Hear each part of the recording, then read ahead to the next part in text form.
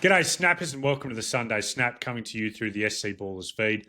This is the podcast where we give our snap reactions to the NRL SuperCoach round that was. My name's Jono, coach of the Half-Beans, and with me to talk about all the big news coming out of round 19 is the coach of Choose Pods and the face of the Baller Run Home Challenge, Tubes. How are you, mate? Yeah, good, Jono. I'll tell you, I'm feeling a bit less confident about my Run Home Challenge credentials after another poor showing this week. I keep talking about these trades. I'm really going to need them. I'm going to need some carnage. But I suppose we've already started to see some this week with Dylan Lucas. Yeah, I know. The Dylan Lucas news sucks. He's one of the most owned players in SuperCoach. He's in 91% of the top 10%. So it's impacting everyone. But for those people who were low on trades, not YouTubes, because you've been banking them for this Run Home Challenge, but for a lot of people, it's going to cause some carnage for sure. How'd you go this week? Mate, I had a 13.07 before updates from today, so that feels a little bit below par. I'd say par's probably seems to be sitting around 13.50, so I'd say some slight red arrows coming my way again. How'd your team go? Yeah, better left unsaid, really. I think I had 16 players total, so I was one short. And then my boy Shibasaki just didn't have the best game this evening. I think he was still coming down off the highs of Wednesday night, and a little bit quiet. So I've ended up with an 11.56. But as I've said, it all starts again next week. It wasn't really about this week's score. It's about making sure the team's well set up for next week. Fair enough. Well, Tube, speaking of injuries, half marathon today, you versus Matt, it had been talked about. How did it all go? Yeah, it was pretty good. I was pretty worried going into it because hadn't been feeling that great. Haven't run for a couple of weeks, but got through it, finished. In terms of me versus Matt, I think it was over before it began. Matt's just got a bit more toe than me, and he certainly proved it today. I think he ended up beating me by 10 plus minutes overall in the half marathon, but still I was just happy to finish it. It was both of our first ones, so it was good. Yeah, nice. And what about Matt? Not only has he won the half marathon today, he had a little bit of extra luck today, Tubes, as well. Oh yeah, it was so good on the watch along on Friday night, how he was almost a bit filthy that people had been calling him a bit of a luck box with his meanie trade in. And today I looked down at my phone and I've missed a call from Matt and at about 5 o'clock, and I'm like, oh, that's weird. Why is he calling me? And I was like, I won't call him back. But then suddenly he's ringing me again, and I'm like, oh no, what's going on? And I pick up the phone and there's just this shattered man, and I'm thinking, what's going wrong? Like, and it turns out that he's accidentally, because he traded Pappy yesterday and he traded him to Cleary. But if Cleary didn't play or was named on the bench, his plan was always to trade him to Jaden Campbell. And he thought he did it, but somehow he's forgotten. He hasn't forgotten to. Something's happened. Glitch in the app he was blaming, but who knows what it really was. And so he's ended up having Cleary in his team. And that late try to Cleary, junk time points, basically. Although you might differ with your junk time rants. And so Cleary's ended up getting the 79, ended up outscoring JC by 20 odd points. Just incredible. To go from a broken man to just up and about that quickly. And I think he said on the watch along that you guys did with Physio on Friday night, he said, you make your own luck was the call when someone said that he was getting a bit lucky. I don't know how he can flip that one into making your own luck, because that's just an accidental player to have in your team who's outscored the guy you wanted to have. But well done. He's going well. And I know this week he was saying he was going to have a bit of a down week. He's ended up scoring pretty good, so hopefully he can stay up and around that top 10. Yeah, I think he'll still be slightly below par. He's scored 1,300 and something, a bit above you, but I think par this week's probably above 1,350 and slightly above. So, although who knows, right up the top, I suppose it all depends around the top 10, what they're doing for where he's at. Which is, speaking of that Run Home Challenge, not the Run Home Challenge, we'll get there, the watch along that you guys did with Fizz and Matt. How was it? Looked like good fun. Fizz brought a big new audience. Did that make you feel nervous? Nah, I didn't think so. Not too nervous. It was funny. Matt goes at the end of it. He goes, "Oh, you bit less loose than normal, Tubes." And I'm thinking, Yeah, it's because I only spoke for like 5 minutes. You kept throwing a fizz over me. He was like his new golden boy. He just wanted to. It was either Matt speaking or physio answering the question. So I felt like I was a spectator like everyone else. Well, it was good fun to spectate, so maybe not such a bad thing. But Tubes, I mentioned the Run Home Challenge. You are the face of the Run Home Challenge. What can you tell us about it? Yeah, I think we've got another bit of content coming out Monday evening to listen to, but effectively, as I said before, it all starts again next week. So go in and join baller.live, register there, and then you click through to join the league code for the Baller Run Home Challenge. And effectively, everyone starts from zero from next week. So it's round 20 through to 27. Highest score over those 8 rounds is gonna win. There's 7K up for grabs. I think it's 3,000 to first, 1,200 or 1,250 to second, and then it basically pays all the way down to 10th place at $250. So just crazy to not join, basically, like as in whether or not you've only got 5 trades and you're flying high, or whether or not you're a head-to-head person with heaps of trades. Like there's just so many angles for this last 8 rounds that you can look at winning it. Yeah, and like I said, absolutely nothing to lose. It's free. So head to baller.live, BALLR.live. Once you've logged in and joined, you'll see a big yellow button there that'll say join now. That'll take you to the SuperCoach website and it'll add you to the league automatically. So absolutely get on board. And while you're on the website, make sure you check out all the updated player statistics that you can filter through. I've been using it a ton. I think it's going to be very helpful for trades for the run home. Tubes, this week, we are both feeling a little bit rageful. We've had some below par weeks, so I think our rage trades is a good place to start. Are you little? Who have you got for us? Yeah, I'm starting with Ezra Mam. He was actually 9% purchased this week. People starting to follow in my pod option.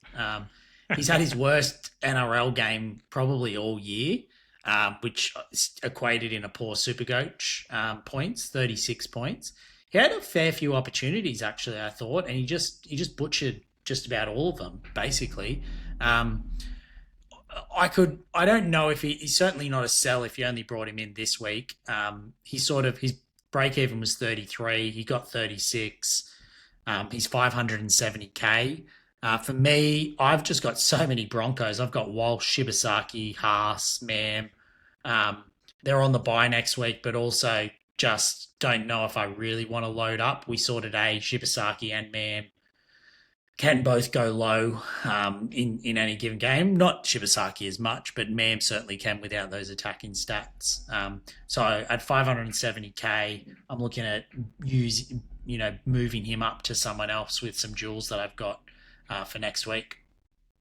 Yeah, I don't mind it, Tubes. I like it as a trade. I think he always has to do so much to get a good score, Ezra. And I think Matt said on the Thursday Q&A show, has never got 100 before. And it's not like he's been short on attacking stats throughout his SuperCoach career. So that's not true, though. He started the year with 128. Well, there you go. Yeah. Outside of that one time, he's never got 100 before. He does have to do a lot though to get a big score. So sure. I don't mind it. I wouldn't have bought him this week. I would have advised people against it, but hopefully it works out for those people. And I imagine they're running him as their second 5'8". So maybe not a complete disaster. And Broncos do have some nice matchups by next week, but they're the kind of team that when they're in form can put on a huge score. My rage trade this week is Viliami Kikau, who had 42 points. And it's not just the score that concerned me, Tubes. I hated that he only played 71 minutes this week. Actually had a spell from the field, a 9-minute sub before coming back on. The Dogs are still looking a little bit shaky, like they won that game, but the Cowboys looked the better side for a lot of it. I'm just not thrilled with what I'm seeing from the Dogs. I'm wondering where Kiko's big base plus power has gone the last couple of weeks. Do you think it's over the top to be thinking that way about Kicks, Tubes? I think the only thing with him is I just think it's a waste of a trade. Like, you're going to have to trade Lucas with the injury. It feels very luxury at this time of year to be trading out a kick out. I am worried about it, though. I actually think it's been quite bad for him, Bronson Xerri, going to that right-hand edge.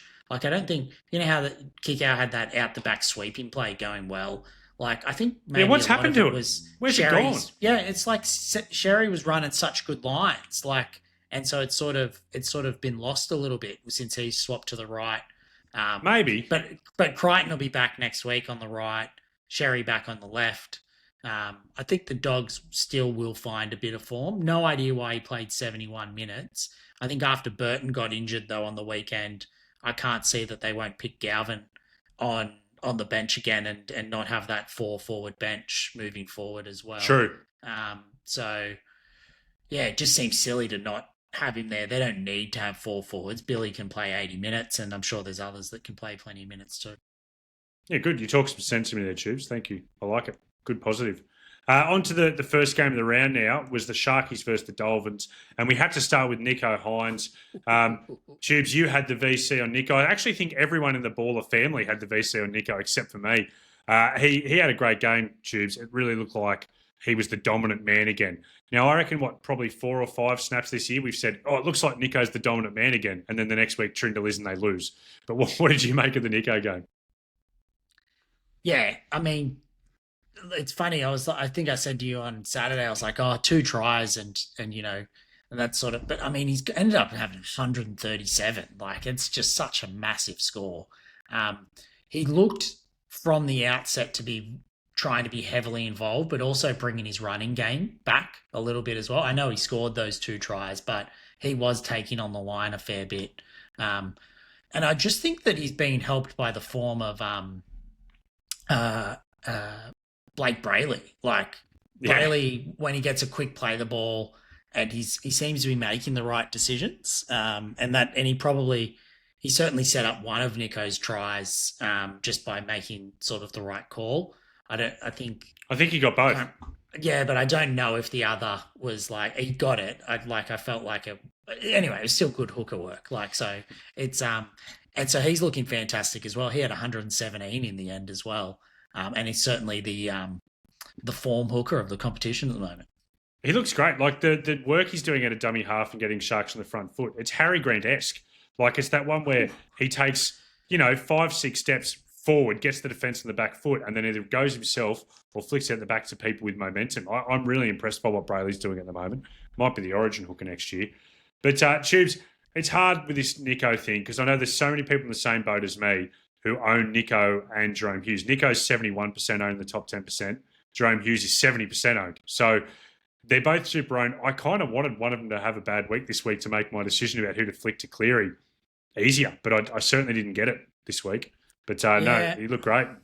It's interesting, and we'll probably talk about it in that game, but the Penrith, with Cleary not kicking goals, you probably can wait another week again. You can. So, you've got still a bit of time to make that decision. And certainly, I don't know, like, people traded Pappy this week, people that didn't trade Pappy, like, he's no certain to be back next week. So, you could look at running 3 halves, including the flex as well. Anyway, there's a few options, but I certainly think with the run home that they've got, the fact that the Sharks are in 9th and basically every week is playing for something, that Nico is pretty close to a must-have for the run home. Yeah. Well, on a downer side from the Sharks, Adam Fanua-Blake had only 39 points in 45 minutes. I had a look at the numbers here, Tubes. I was interested to see because it feels like he's dropped off a little bit. I want to see if that was just a vibe thing or if it was backed up by stats. He averaged 73 points in his first 11 games of the year. He's now averaging 59 points a game from his last 6. And he's also hasn't scored a try in his last 6 games. He's going to drop down to around 580K, maybe even a bit below. And his break-even is going to be around the 100 mark. What would you be doing if you're an AFB owner, Tubes? He's in 42% of the top 10% of SuperCoach's teams. It's a bit of a pickle. He's a pickle.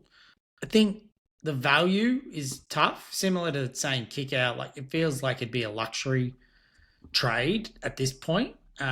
Certainly, I mean, the big thing with Lucas going down now is everyone's trading Lucas. So I think part of people looking at AFB or Tarpany or those type of guys was you were looking for who can you trade, like to upgrade to that next gun. So I think people will hold AFB.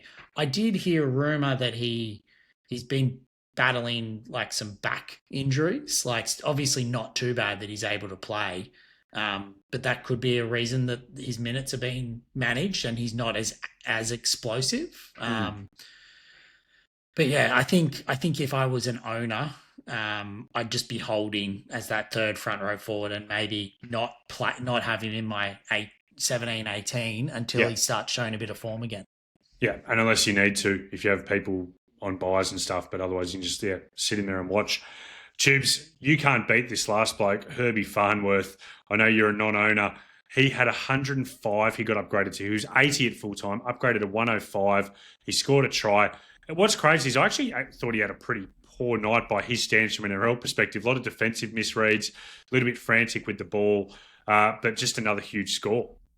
Yeah, I mean, and he's got such good base, but then what he's got as well is he had a 40-point play as well. And he's got that in him on any given week, just the amount, just how good he is at busting tackles, line breaks, obviously scoring tries, always in and around it. You said you didn't VC Hines. You must have been happy at least being able to loop Herbie for his 105. I did have the VC on Herbie, like 30% of super coaches, but no. At the time with the 80, I thought he was going to upgrade to around 94 was what I expected based on effective offloads and the line break assist I thought was coming. And I thought Teddy will match that easy, if not smash it. Teddy's ended up with 84. So it's not like it's cost, a huge margin. Either. And I'll get to Teddy later when we get to the game. But there was a couple of things gone begging for Teddy. But Tubes, let me have a rant about Herbie and a super coach thing that's really annoying me at the moment. People are overusing the term junk. People need to understand what junk means in Supercoach. Herbie scoring a try when the game was still competitive, just because it's in the last 20 minutes or whatever it was, that doesn't make it junk. The game was still on the line. Same thing with Nicho Hynes when he scored his second try. Oh, Nicho junk. It wasn't junk. He won his team the game with the second try. That's clutch. That's not junk. When Nicho got his last try assist, that's junk. The game was over. There was a minute left on the clock. He threw a big Harbour Bridge pass, try in the right corner. That is what junk means. Junk is not when the game's still on the line. Really annoyed me this weekend, Tubes. There was a lot of it. So was Cleary's junk today? They were up by 12, I think, at the time, or something like that. Or was that still game on the line? With the time, it depends on how many minutes were left on the clock, Tubes. I did see the try. I was driving. Actually, I had it on the radio. I heard the try. I was driving to pick up some Chinese food. How long was left on the clock? I don't know. I'll just depends. It's a time thing. Yeah. Well, if any listeners are out there that want to submit to the junk police, Jono, I will happily take that mantle. Yeah, judge, jury, and executioner of junk. I do agree with the Herbie one. It just feels like he's had a lot of late tries this year. No, he's had plenty of junk. This just wasn't one of them. Yeah.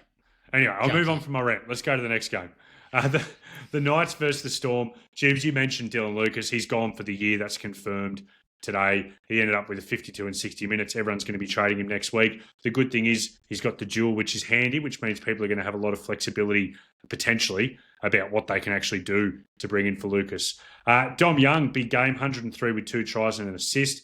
He's around 539K at the moment. So if you're really feeling like you want a pod, maybe it's him, but I think there's a better Newcastle one around a similar price that we'll get to later. From the Storm perspective, Tubes, Eli Katoa is just a freak. 108, another 2 tries, another try for kick. It's his second ton in 3 weeks. I just can't believe how good and consistent he's become. Yeah. I feel like we have this same discussion every week. There's 3 people that I don't own that are antipods. One is Herbie, one is Katoa, and one is Hughes. And I reckon this is the second or third time where they've all gone 100 plus in the same given week. So yeah, not great for the run home challenge. My only hope is that at some point they start resting Katoa because he just looks so good. And he's always hungry for the line as well, isn't he? Loves it. Yeah, he's just a really good player. You mentioned Hughes had 101, 4 try assists for Hughes. 2 of them were off kicks. He was actually only on like 25 at half time, so really exploded and actually pushed his team home in that second half. Had an awesome second half of footy. Couple of kind of less heralded Storm players. One of them was Nick Meaney. He had a 61 with Pappy out. Not a great game with the boot. A lot of that didn't come from goal kicks. He actually missed 3 goals this game, so that didn't give him the boost that you might have wanted if you're an owner. He was 8% purchased this week off the back of the Pappenhausen going down news. He's still going to have a big negative break even. I wouldn't have brought him in this week, Tubes, for me. Like, just unless we get more clear news around the Pappy thing, I thought last week was the week to do it. I personally wouldn't have jumped on board. Nah. Only could have if you heard that Pappy's out for 3 or 4 weeks. Like, it feels hard to go the 8% not knowing what's going to happen there. Kane Bradley, he hopefully has played his last or second last game of the year for his 36% of owners. He had 64 with 2 tries. I know a lot of people are relying on him this week with a few restings and injuries, so well done, Kane. And Harry Grant Tubes, I know you and I both have a lot of interest in Harry. I took a big look at bringing him in this week. He ended up with 51 in 63 minutes with an assist off a kick. So he's now going to drop down to around 575K. Break even's going to be up around 100. I know there's a few people talking up Brayley, who we mentioned earlier in the show, as an option. I couldn't be going to Brayley at 618K, or sorry, even more now after that score. He's going to be around 640. I couldn't be jumping on him at 640 when Harry Grant's there for 70K less. I actually ended up bringing in Harry this week. Did you? I know I said I wasn't going to make trades, and it wasn't really about this week, but I was just thinking I don't have any boosts left, and so I want to make 2 big upgrades next week, and it was just sitting there in front of me, Sandon to Harry, at the price. I mean, he's ended up losing 20K, but I just sort of, it was more to get that. And I just really like him. Like, he had a try. I think he was held up or something happened. Like, he nearly scored as well. Like, I just think that he will be first or second high scoring hooker barring injuries for the run home, and you're getting him at sub 600K. No buys. Yes, there's a chance of restings, but I think there's a chance of resting with so many in the Storm that Wishart can't cover everyone. I know Garlick's there as well. So I just really like him as an option. So yeah, I was happy to sort of just lock him in as my hooker for the run home. If there's anyone who could cover everyone, it's Wishy though. He might make a fist of that. But no, I really like it, Tubes. If I didn't own 4 Storm players, I would have done it as well over Watson. I think it's at that ownership. I'd like the call, Tubes. I hope it works out for you. Let's get on to the second game on Saturday. Was the Dragons versus the Roosters. Big high-scoring affair, lots of SuperCoach relevance. The Roosters' left edge was a big part of that. Tupou, Danny Boy's man, Tupou, 99 with 2 tries. And Billy Smith ended up with 105 with a try and 2 try assists. Really good defensive game, I thought, for the most part as well. This is the game that owners have been waiting for, Tubes, and it happened after most people sold him. But well done to those who held. Yeah, I was very, very pleased to see it. 105, and I think we've been saying it all year. It just looks like such a good first-grade footballer, and you just want to see these attacking stats. Potentially what we hadn't thought of for those that, or what people I didn't think of for selling. Not that I sort of held him just because I didn't want to really trade. But Sam Walker back could actually be really good for that left edge for Tupou, for Billy. And it could take him to a whole nother level. Could almost end up being a hold. Maybe as your 6th or 7th. Like he's never a disaster, Billy. Like at his worst, he's a mid-30s guy. It's not like he's going to be the kind of guy who's going to get you 17 points. He's pretty consistent in that regard. So, yeah, well done. You definitely won't be selling him now. He's going to make a ton more cash soon. If people do sell him later on in the year, it's going to be at a significant price increase. Teddy Tubes ended up, like we said earlier in the show, 84. He had a late assist, not junk, for the record. It was game on the line stuff. So not a junk assist, but just a late assist. He also had a couple of tries gone begging. He dropped one over the line. There was one where he almost grabbed it off a kick and scored, but had it knocked down. So that score, 84, could have actually been huge. 51% of the top 10% had the captaincy on him. Again, not a disaster. It looked like it could have been a disaster, but it wasn't. Yeah. I mean, 84, like, just, I know, late assist, but just he's just involved so much. He's just going to keep getting it done. It was probably almost worse for Marky Mark. I assume he would have got the try assist for that drop ball for Teddy. Like, that was just such a great. Was it a pass behind the back? Like, he sort of went like this, and then Toya offloaded to Teddy, and then Teddy drops it. So yeah, it was a great piece of play till Teddy dropped it. Yeah, not his only flick pass around the back of the game that went to someone either. Marky Mark, he had another one too. Like, he just out there like he's playing schoolboy footy at the moment. He's just a freak. Mm-hmm. But he only had 32 points. So it is one of those ones, Shoes, where everyone knows Marky Mark doesn't have a huge base output. So one of these games was coming. It happened to be this week. But like you said, even then, still so close to some attack and some upside. So I certainly wouldn't be worried if I was a Marky Mark owner. He was 11% purchased this week. I think people made that call of, if I'm going to get him, it has to be this week. And, a few more it hasn't quite worked out for this week. But I don't think it'd be a bad long-term play. Speaking of popular bring-ins this week, the Roosters had a couple. Connor Watson was 37% purchased in the top 10% this week. Gus Crichton was 15% purchased in the top 10%. Watson's ended up with a 56, Gus a 53. What'd you make of their games this weekend, Tubes? Yeah, I mean, they both sort of just did what you expected, didn't they? Crichton had 80 points with no attacking stats, 50. Watson's 56 in 75 minutes.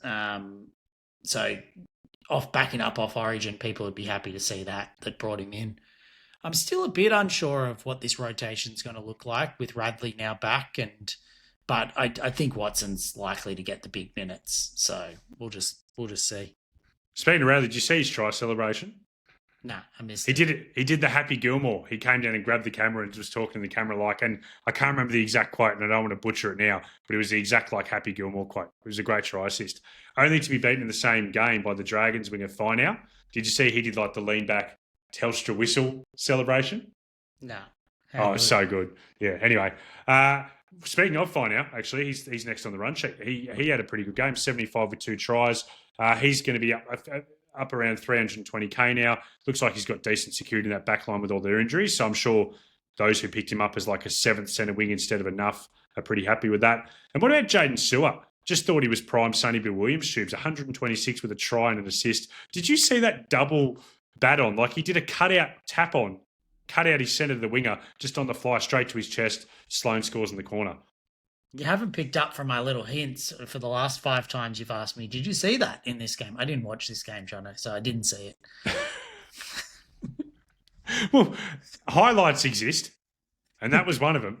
Nah, I missed it. Too busy running half marathons. Fair enough. But it was a great pass. I can't stand Sewer. I'll never buy him in SuperCoach. He'll never be an option for me because he has weeks like that where he looks like a world beater and the next week he drops the ball 4 times. He's a really frustrating footballer and SuperCoach player, I'd imagine. Val Holmes, 71 with an assist. Tubes, did you see his assist? Did you like what you saw at Val this week? Yeah, he looked good. I thought he looked silky. 700k though, Val. 71. He's just pretty safe, isn't he? I think a lot of people are making a choice between him and Lomax, and it's sort of just all square after 1 week so far. Yeah, it's just one of those ones you probably can't go wrong. It's just who has one huge game in him, basically. Could be either. One thing that would have been frustrating when Val made his, which you would have seen from watching the game too, is when Val made his bust through the middle, he had an option either side of him. He had the left winger Finau, who he did pass to. On the inside of him was LKT, the new king of Cogra, who he dummied to and then went back out the other way. LKT's ended up with 34%. He was thankfully sold by 9% of that top 10% this week, but the rest who held, which is a lot, it's 31%, very disappointing when a lot of them were relying on him as a number this week. He's now going to drop 13k. His break-even's going to be in the 80s. Do you think it's just a non-negotiable time to go, Tubes? Can you make any case for trying to keep LKT? Nah, not at all. I think drops 13k, so what, it'll be 1380 as you said.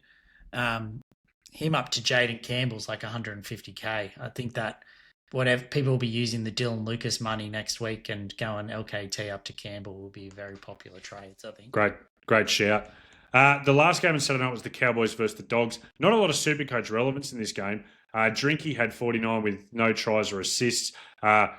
Billy Kickout, who was my raid tray candidate earlier, he dived down, batted one out as Drinky was trying to score a try. It was so frustrating as an owner of both. It's all right, kick out. How about you do something instead of just stopping my other guy from scoring SuperCoach points? But I just think it's more evidence that it just doesn't work with Drinky at fullback when Purdue's playing 5'8", because Clifford not dropped but had an injury this week that saw him miss the game. If there was a long-term injury there, I'd look at selling Drinky because it just doesn't work with him and Purdue together, hey? No, not at all. That was why I sold him way back. So keep Clifford out of the team for my SuperCoach run home. The Dogs, Preston had 67 with a try off. It was a non-line break try. So he's dropping down another 20K. His break-even's pretty big, over 100. So I don't mind Preston at value now, 600 under 630K. Not bad. And Jacob Kiddo's had 53, all in base plus power. He's going to be around 700K now, but a huge triple figure break even. Tubes, do you have both of them down as pretty good purchases still? I think so. People will probably look at Preston this week for Lucas. I'm sure there'll be lots of chats during the week in the pods and whatnot about who to bring in for Lucas, but Preston will definitely be high up on people's radars for sure. Only 30% owned. All right, Tubes, let's get into our favourite segment. It's time to see which players are ready to explode. Tubes, you did the old, it reminded me of like when your mate has your P plates and you all want to get shotgun in the front seat, because as soon as some news came out about your ready to explode player, the shotgun message came through in the group chat before a ball had been kicked. Who's your ready to explode player? Yeah, so mine's Dane Gagai. Pretty funny because he's ended up getting 104 with some nice upgrades. But my shotgun message literally came before the game even started. As soon as he was named at fullback, named that. So basically, if anyone missed it, O'Brien has said pre-game in an interview that even though Fletcher Hunt was named at fullback, it'll be Gagai playing at the back, and he'll be playing at the back for the foreseeable future. So basically, Hunt played in the centres, Gagai played at fullback. Gagai is now kicking goals. So Hastings, I think, played in the team this week, but the Gagai didn't kick, Tubes. Oh, he didn't? No, Hastings kicked. Gagai, unfortunately, is not kicking. That was the only downside to this whole thing. He's not goal kicking. Okay, but so did Hastings miss all the goals? Hastings had a poor game with the boot, yes. Okay, so still potential upside for him to kick. But yes, I thought he did and just missed a couple, but there you go. So played fullback. His base even in the centres is unbelievable, but at fullback, it's even better. I think he has a good combination with Dom Young, but I think even the more important is just with no Ponga in the team, no Fletcher Sharp, like they've got nowhere to go from an attacking point of view. They have to give it to someone. Gagai loves getting his hands on the ball and loves a tackle break. And he's just a genuinely really still good footballer. So at 569K, he's currently owned by 1% of the top 10%. I think he's a really good option to look at bringing in, and he will be ready to explode over these last few weeks. Yeah, I love it, Tubes. I actually was really close. My brother Cracker did bring him in this week, and I took a hard look. I had this moment of like, do I bring him in over Lomax? I was a little bit worried about Lomax. He's such a confidence player, and I was worried off the back of 2 Origins where he'd been pretty poor that it was going to affect his club form. We'll get to that later. But I loved what I saw out of Gagai. He was doing the traditional sweeping fullback play. He had a try assist with that. He had a line break assist on the same thing on that right edge. And I liked what I saw. Tubes, we like a little bit of narrative in our SuperCoach on the Sunday Snap. He's also playing for a contract. Like, this is Dane Gagai, who doesn't want to retire. The Knights have told him they don't want him at the price that they think that he's asking. So he's playing for a contract as well. I reckon I'm a huge chance of bringing him in next week. I'm interested, Tubes, how many people do you think will? Like, he's at 1% ownership in the top 10%. What do you realistically think that could jump to next week?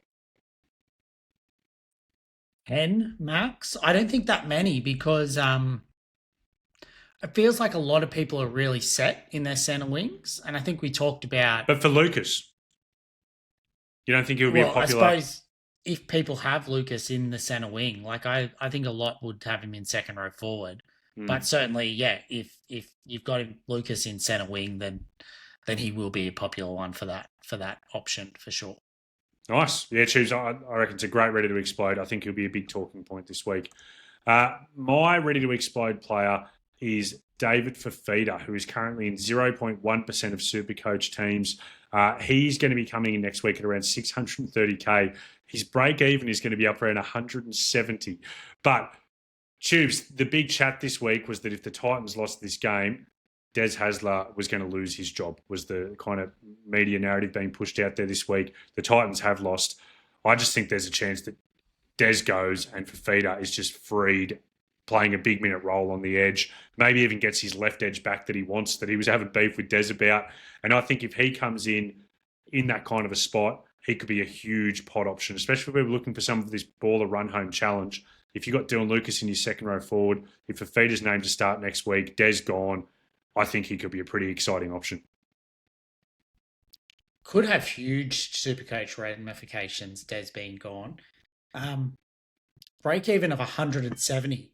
It's big. Next week, by the sounds of things. If he's named to start, though, and Des is gone, like, he still could be an option for Lucas to bring in. Yeah. Like, even though you might have to eat a bit of cash, like, you still might just want him for next week. I think people have a fair bit of cash floating around this year. It doesn't feel like a lot of people are... Seems like more people are worried about trades than they are cash. So, yeah, if you're in that boat and you have to trade Lucas anyway, I reckon it's a really interesting option.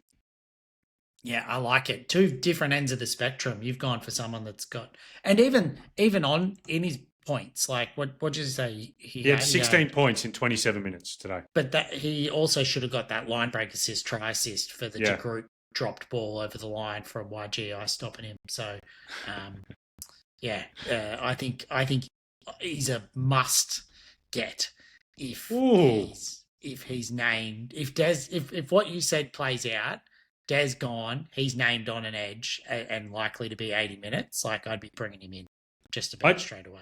I don't know if he's a must get next week. Like, I think it's worth a look, but I think you'd want to see him get through 80 minutes first, especially the break even up and around 170. But I don't mind it for the gamblers out there. I do have a lot of interest in it. Well, let's get on to the second half of the round review. The Warriors versus the Tigers. A couple of pod backs went really well for the Wars. What's his name? CHT, Chanel Harris-Tavita. I thought potentially, Tubes, when I saw his score and saw that he had 2 tries and an assist, I thought there was a chance that maybe he was going to get like a big jump in touches and was becoming more ball dominant. Went through his touches pretty much exactly the same. So it wasn't a ball dominance thing. It wasn't he was taking a bigger role. It was just how the game played out. And Tane Tuapiki had 81 with an assist. I had a moment as well looking at him, Tubes, as a pod and thinking, if Nickel Clockstad's out, the Warriors have a great draw home. Unfortunately, Charnsy's going to be back in round 21, so I don't think he becomes relevant at all. Do you have any interest in those two guys? Nah, same. I did the same thing. And I think CHT, I thought if there was a chance he was going to kick goals, but Tanner Boyd's picked up the goal kicking. So I think, nice game for him, but certainly not one you're looking at moving forward. 83 points, or as I actually forgot to say his score, 83 CHT got. Aaron Clark, Chiefs, I think you summed it up pretty well with a text message that just said, Aaron Clark, minutes down, you still can't beat him because Aaron Clark has ended up with 72 points with a try assist in 59 minutes. So even though the minutes were a little bit down, they're not disastrously down. It's probably about a 7 or 8 minute drop from what you expect him to average for the run home. But he just keeps getting it done. Looks so good. You can't bring him in though, I don't think, like with those minutes. Like so he set up Chanel's try in the first half, line break assist, try assist. And I was thinking, here we go. He's on for 100 now. So to have 72 and then those minutes, just the Andrew Webster's, he's back to playing a bit of Ricky Roulette. Lika Halasima, our boy, back to 80 minutes on the edge again this week. They've got those gun young forwards coming through on the bench. Like, it just seems to be, and I suppose even with the Warriors, they have a pretty easy run. If they keep winning, they cement that top 4 spot. There's a chance Aaron Clark could get a rest in that run home as well. True. So I think great for the 39% of owners, but I don't think I wouldn't have him as a legitimate bring-in option this week for Lucas, though. I'm trying to think of what like the Andrew Webster version of Ricky Roulette could be called, because he's doing it with some of these young guys. Like, they have a good week. Webster's all right, you get 80 minutes. Yeah, Webby's wheel. I like that, Webby's wheel. That's good. I was going to put it out there to the snappers to give us some suggestions, but I think you've nailed it, Tubes. Webby's wheel. From the Wars still, Tanner Boyd ended up with 65 points with an assist, 3 try contributions and 18 points from goals. He was also incredibly ball dominant, like 65 touches. That's like Nico on a Nico day level of touches, really. I think for those 3% who brought him in this week, he got off to a pretty dream start, really. Yeah, I just can't believe 3% brought him in. in half or 5'8"? Like, where are you putting him at this time of the year? I suppose he's second 5'8". I can believe it. Yeah, if people were sick of LKT, they didn't have the money to go up and they're just happy to run home with one gun 5'8", I don't mind him as a depth man. I can understand why they did it. Yeah. Well done. It's worked out. Onto the Tigers side of things, Adam Dewey. And I've got to apologise to friend of the show, Rod McGrath, who sent in a question to the Thursday Q&A show asking what to do with Dewey. Do I hold? Do I sell? And myself and Matt both gave a very emphatic, you need to sell him. He's come out and got 99 points with 2 tries and an assist. He actually started the game at centre. He ended up spending time in the middle of the field as like a ball-playing lock. That's pretty enticing if you're one of the 3% who still own. Yeah, I think so. Like, I didn't see much of this game, but moving to the middle, and I thought he actually, football-wise, looked very good the last few weeks when he was playing in the halves. 2 weeks in a row. Tigers. Yeah. Agree. So, like, it's good to see him back to full fitness. Obviously, this is his first season. He's basically played nearly every game for a very long time. So it's good to see him playing well in football-wise. Adam Dewey starting next year, dual position centre wing, second row forward. Geez, he'd be owned well if he was playing at lock. He'd be like 90% owned. Not even centre wing, just 5'8", second row forward, taking the Hugo Savala. I'd like that. I loved Hugo Savala this year. Terrell May had 57 points. Least minutes of the year was 64. Tubes, he had to go back to rounds 1, 2, and 3. He played 65 minutes in all 3 of those weeks. Since then, he's been pretty much consistently well up over the 70s. He was 13% captained. You'd be very disappointed. It goes without saying. I don't think there's obviously any sell concerns. You mentioned about trades being tight and having other fires to put out, but it certainly would make me reconsider the captaincy for him.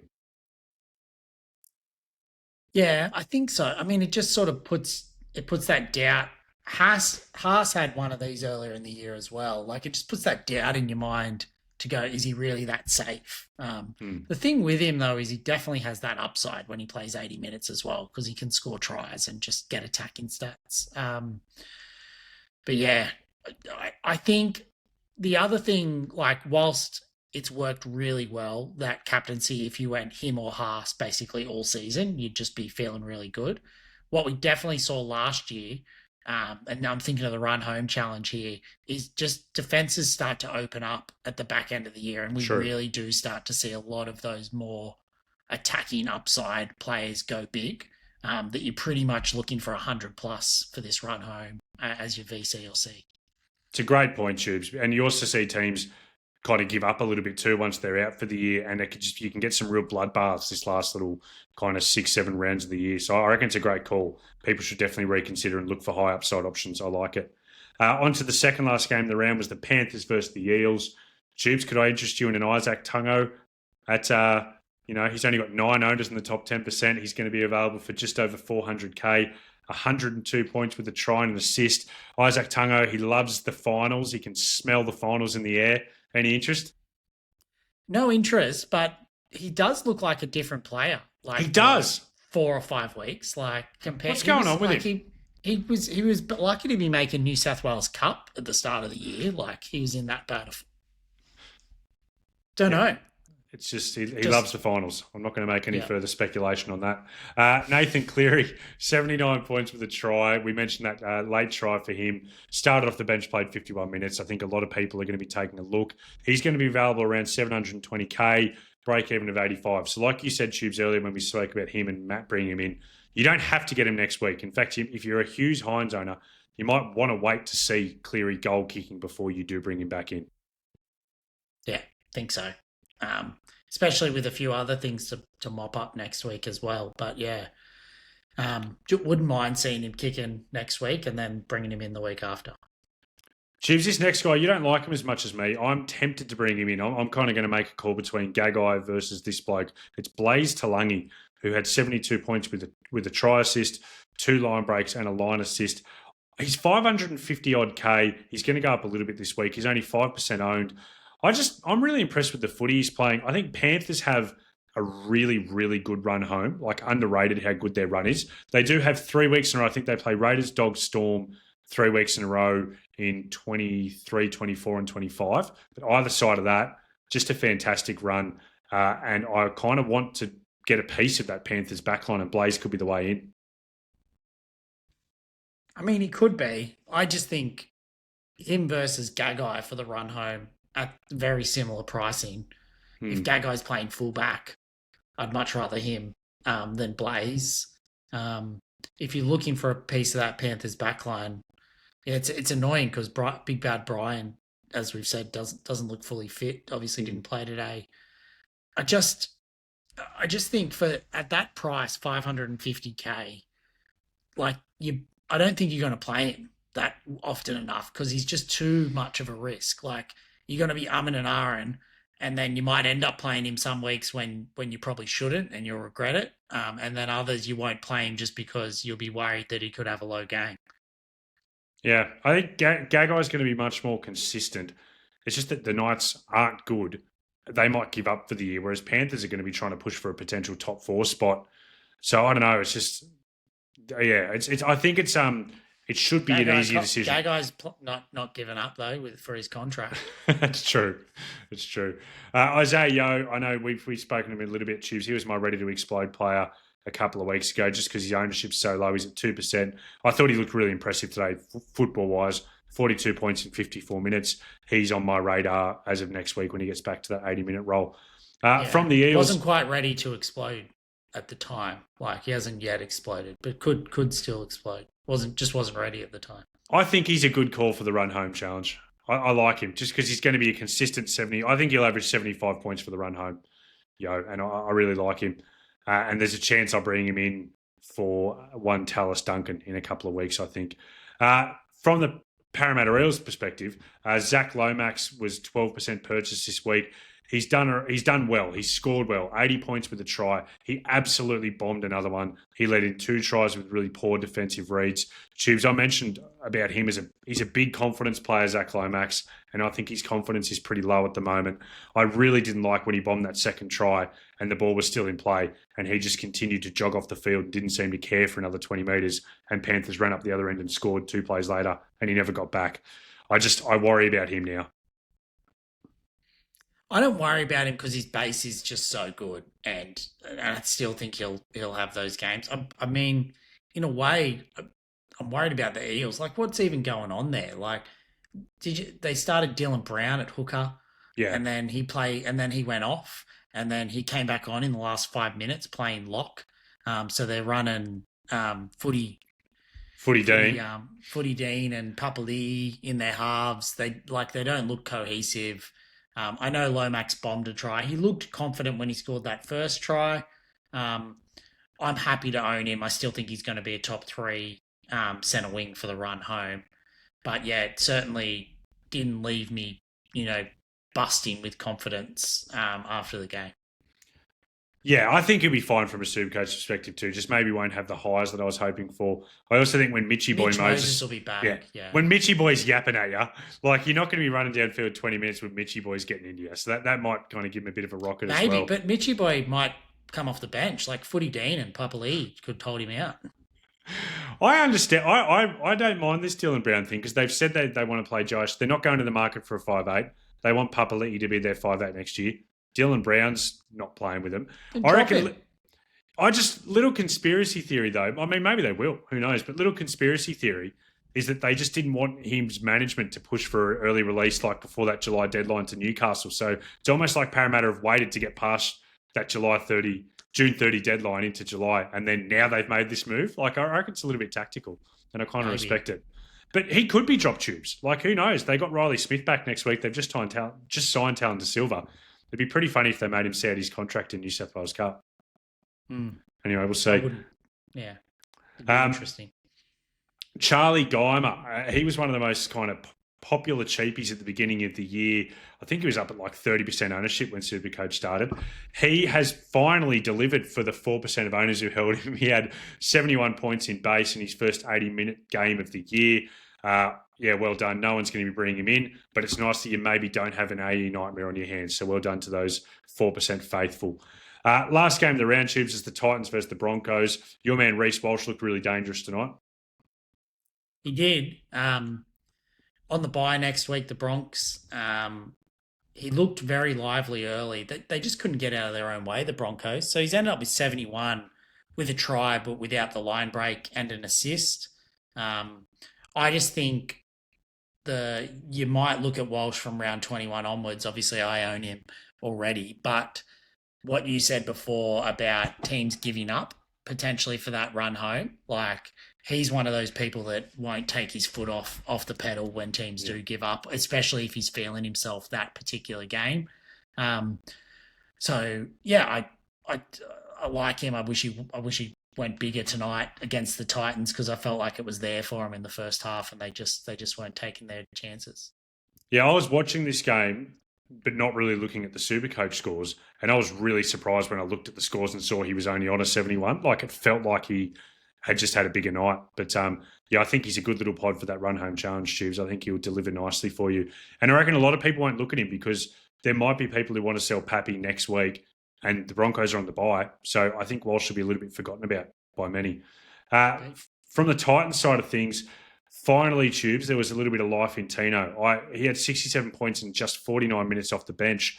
He absolutely passed the eye test. He hasn't looked that free, that aggressive since before Origin started, other than Origin 3 when he killed us the other night. But from an NRL club perspective, he looked great. He was offloading the ball. Yeah, very impressive, I thought, Tino. I think we can feel confident again that he's going to be a good second row forward or front row forward option to play each week. Yeah, if there was one player, and there might have only been one, that was fighting hard to save Dez's job, it was Tino today. But Dez still thought, I'll just play him 49 minutes rather than a bit more to potentially help win the game. But yeah, that's what I think. Just this whole Dez thing, whether it happens or not, but Tino's got to play more than 50 minutes if the Titans are any chance in a game of football. So hopefully that, I know he's backing up. Yeah, he's backing up. Yeah, he will. He'll play 65 minutes for the run home, but he was coming off Origin. I kind of actually, I'll be honest, I respected it a little bit with Des, with potentially his coaching career on the line, that he didn't just start him and play him 80 when he's backing off Origin. Jeeves, I thought the whole thing, by the way, of Des, you know how Des was going to retire at the end of this year? Shades of when you retired from your casual job at McDonald's when you didn't have a shift on grand final day in 2003, 2004. You had a shift at Macca's, didn't turn up. It was the Bulldogs Roosters.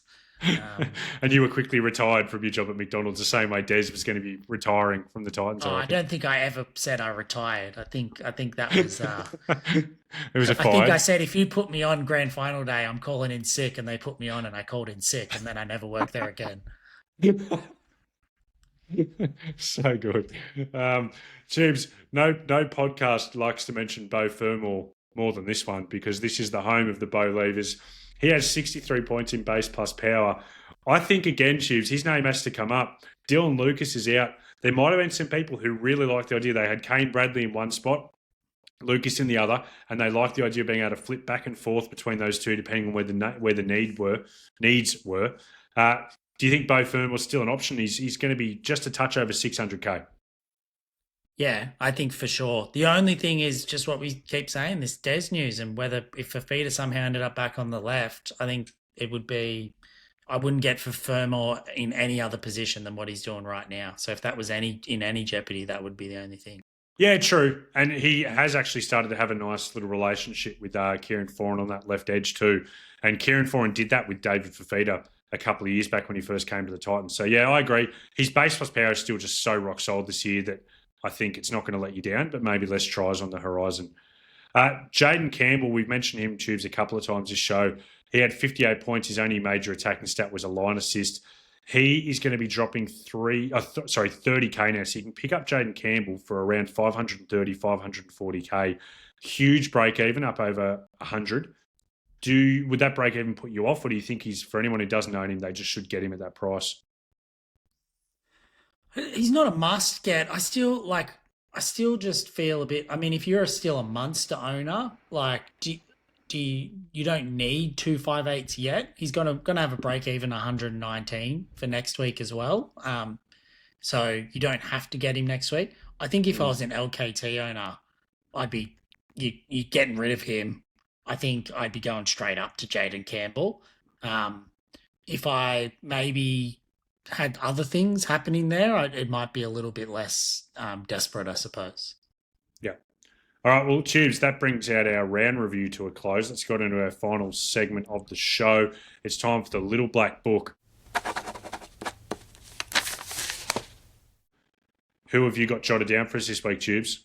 Well, it's a tough time of year to be looking for little black books, I think. So I've got my sights, as I've said, set on the Run Home Challenge, and I just couldn't find anything that was relevant for the Run Home Challenge for me. So I've now got my sights set on 2026, and that is Big Ben Tulty from the Broncos, 75 points and with a meat pie, and he just looked unbelievable. Just another production line Broncos forward coming through. 198k, and I'll be picking him up as a front row forward for the start of 2026. Tubes, this is just all time. Ben, I'm salty on Tulty. That's how I'm going to start this. Tubes, so you're saying this is your little black book for next year.